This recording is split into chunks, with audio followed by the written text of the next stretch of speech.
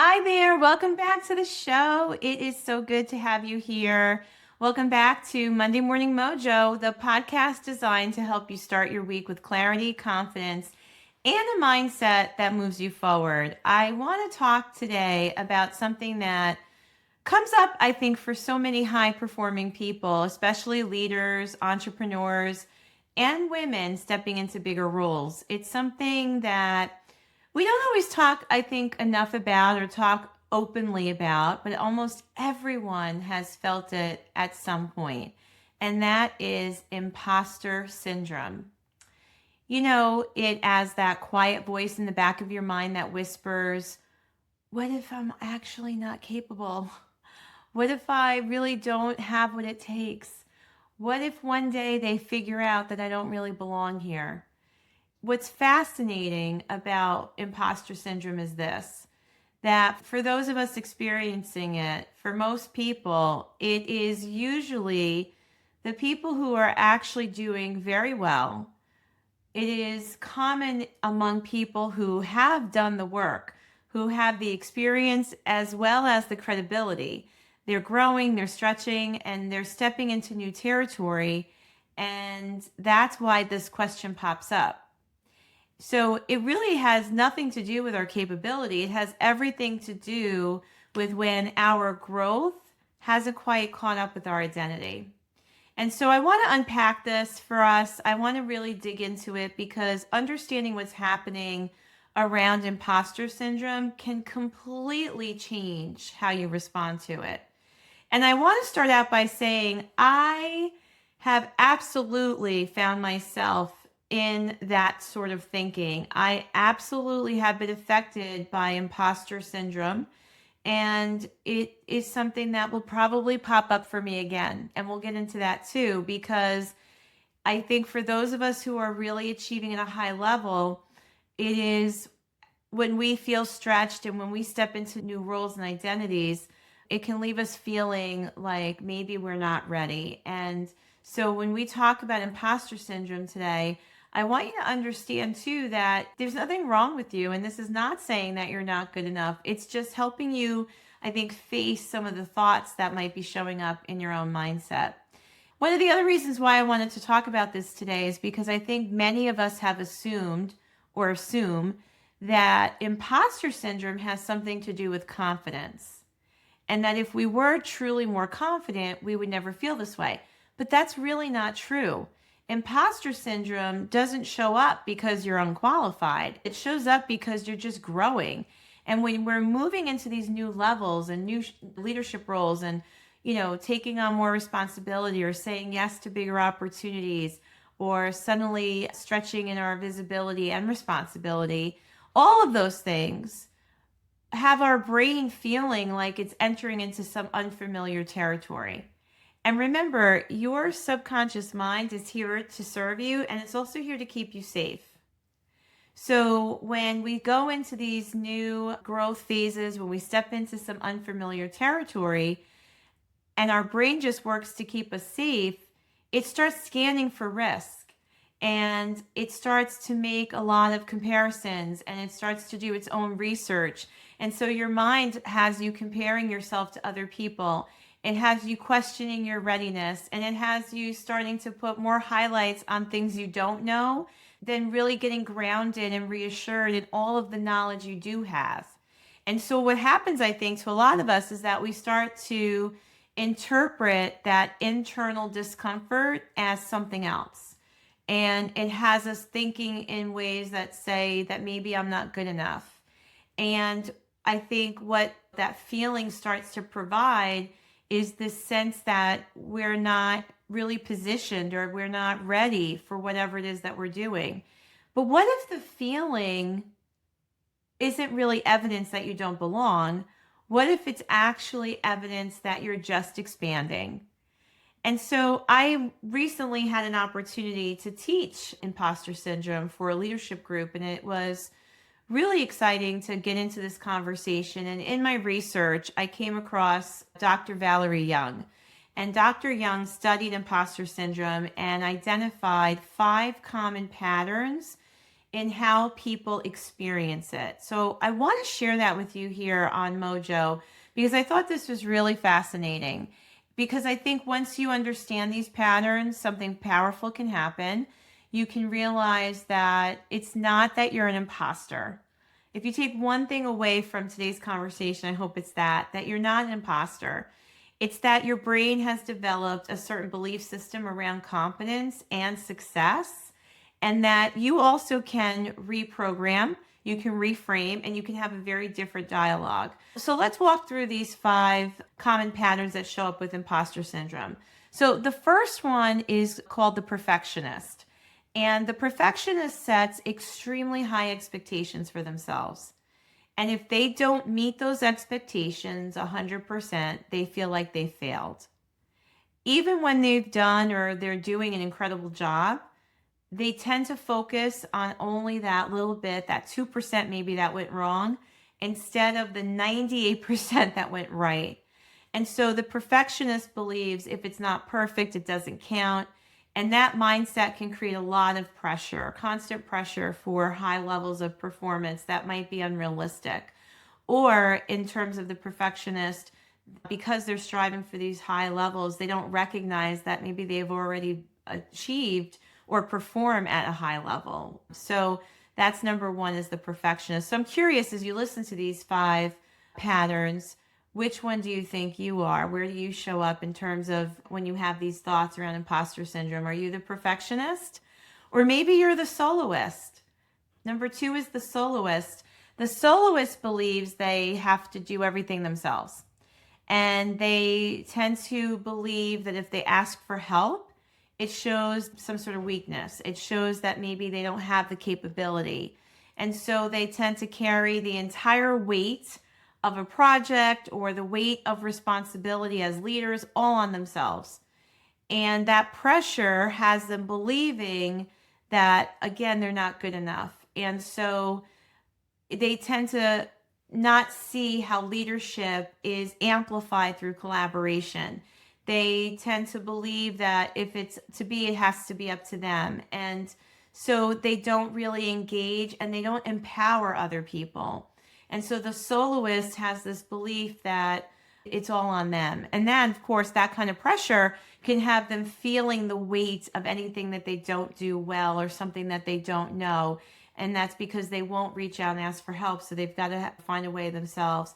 But we know the truth, right? The truth is that no one succeeds alone.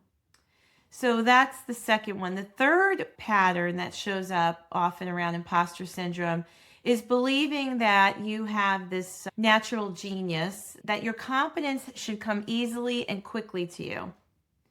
The natural genius believes that if they have to work hard at something, that means that they're not good at it. That if something requires effort or learning, they assume it means that they're not the right fit.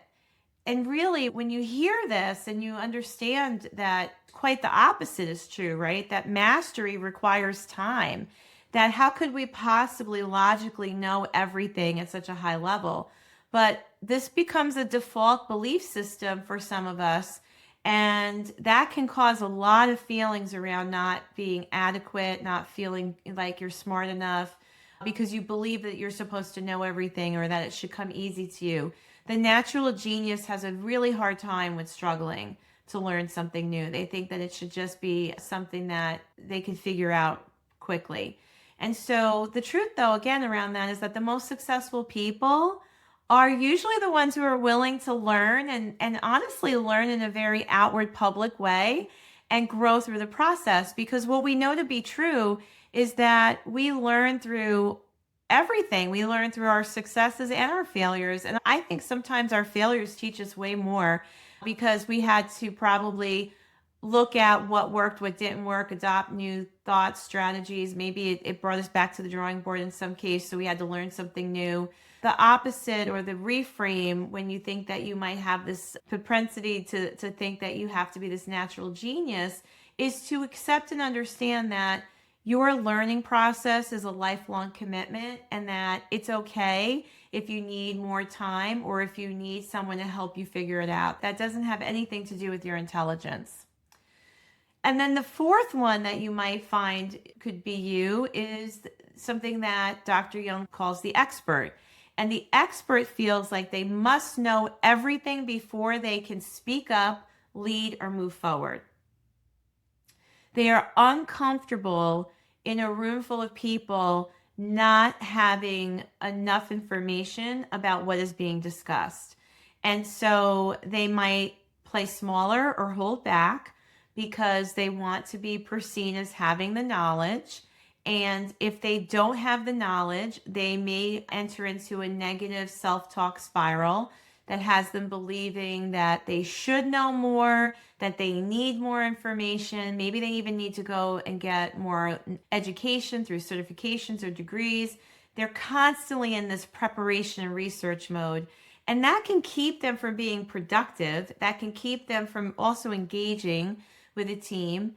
And really, I think the answer to this is knowing that you probably already have a lot of knowledge, you already have a lot of experience, and that you should contribute to conversations, you should contribute to projects, and that we can't possibly, again, know everything. And so there's a lot of value in collaborating and brainstorming out loud. And so whatever you don't know, someone else could fill in the gap, and that can be really powerful. And so that is really, I think, the flip side of how to reframe that belief around being an expert. And then finally, the last one is super person, the super person. This type believes that they must excel in every area of life at the same time. And I mean, you can imagine the pressure someone puts on themselves who has this real challenge around their thinking, who identifies with being this super person in terms of their competence. This person believes that they have to be doing really well in their career. They have to have a beautiful family that looks great and is always happy, and they have to be at the top of their game in leadership and business and relationships and health. And so that's a lot to sustain all at once. I think it's almost impossible to sustain all at once. I think we have to give ourselves some grace. I think we have to allow ourselves to know that, look, there are going to be times when you're going to struggle in one area or another. And that doesn't mean you're failing. It just means that there's something to work on. And I also believe that we have to understand that if we chase two rabbits, we catch none. So in other words, if I'm putting a lot of my energy into my career, something else might slip. And even though that may not feel great, it's just part of being human. And so if we're putting a lot of energy into our relationships and our health, that's wonderful. And maybe it means that something else might not be getting the same attention. So I think the Wheel of Life exercise is something we've talked a lot about here on Mojo. We'll put it in the show notes for you to download again. And the Wheel of Life is a great way for you to assess all these different areas of your life and how full you feel in them. And you're going to know right away that it's impossible to be at a 10 in every area of your life. And maybe that's not even the goal, but could the goal be to feel a little bit more full or even in those areas? Sure. But I think when we put the kind of pressure on ourselves that says we have to be Superwoman or Superman, and that everything is always working out and everything is always at a 10 and everything is always perfect, it's just impossible to sustain that. So I think we just need to give ourselves a little bit of grace there. And so as you listen to those 5 patterns, where do you recognize yourself? Do you recognize yourself in one or maybe a couple? And that's okay. I think that can happen to us as well, that sometimes we move throughout these different patterns. And look, again, this is not about labeling ourselves, but I think it's about increasing our awareness. Because the moment you can name something, you have an opportunity to fix it. So if you can identify or name one of these patterns as your own, you can start to shift away from it. Instead of saying something's wrong with me, I never want you to say that. Instead of saying something's wrong with you, you can say, oh, that's my perfectionist talking, or that's my inner expert showing up, or, oh, there I go being Superwoman again. And so awareness is just a huge opportunity always for us, because awareness gives us choice. Once we're aware of it, we get to decide what to do with it. And so my goal is always to help people I think raise their awareness so that you have now a new perspective and an opportunity to move in a different direction if you feel that that's what's going to serve you. And so as we're, talking about imposter syndrome today, I just want to make sure that I leave you with a really important thought. What we often call imposter syndrome may actually be something much more positive. It could just be the stress of your own growth. And when you're operating in a growth pattern, when you're moving forward, sometimes other things don't have a chance to catch up with you. And so I feel that for some of us, we hear the term imposter syndrome and we label that as something really bad, and we think about it in terms of someone lacking confidence or not being courageous, and it's none of that. Imposter syndrome affects high producers, high achievers more than anyone else. And it's because as we continue to persevere and continue to push through our next level, we sometimes question if we still have what it takes to keep going. And while it might be different, while the tools might change, right? Because sometimes what got us here is not enough to get us there. It just means we need a different tool, but it doesn't mean we're not capable. And it doesn't mean that we can't figure it out. And the reason why I wanted to talk about this is because there's such a stigma around it. And I think that I read in my notes when I was researching this that 80% of the population has struggled with imposter syndrome at least once in their life, if not more than once. And so I think it's important for us to call it out and talk about it. And because if we're not aware of it, we can't question ourselves. And I think when we stay stuck in a comfort zone, we rarely question ourselves. And so my objective is always to ask you great questions as a coach to help you get thinking so that you can step into something different, step into something bigger. Most of us listening today are leading people and possibly launching something new. Maybe we are sharing our voices. Maybe we are developing new concepts, new products. Maybe you're writing a book. Maybe you're speaking on stage. Whatever you're doing, I think for a lot of us, we are expanding our identity every day. And identity expansion is so exciting, and yet it can feel really uncomfortable. And I just want you guys to know, uncomfortable does not mean wrong. It just means that you're becoming something new or someone new. And so if you could get more comfortable being uncomfortable, you will open yourself up to so many new possibilities, because it often means that you're growing and evolving. And so instead of asking yourself questions like, do I belong here? Try asking a different question and assume, obviously, that you got there for a reason. And so the new question should be, what value can I bring to this room?